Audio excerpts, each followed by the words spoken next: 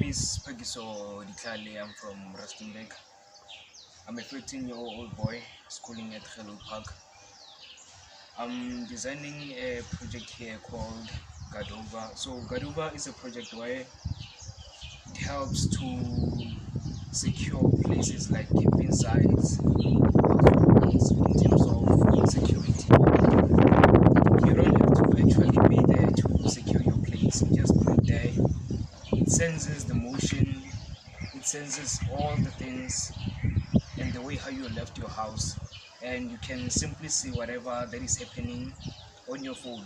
You don't have to actually be there to see what's happening, and it can show you what's happening, what senses the motions with the help of the LDR sensors and the cameras.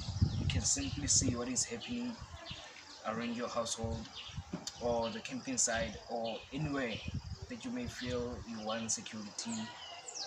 Gadova is always there to secure you.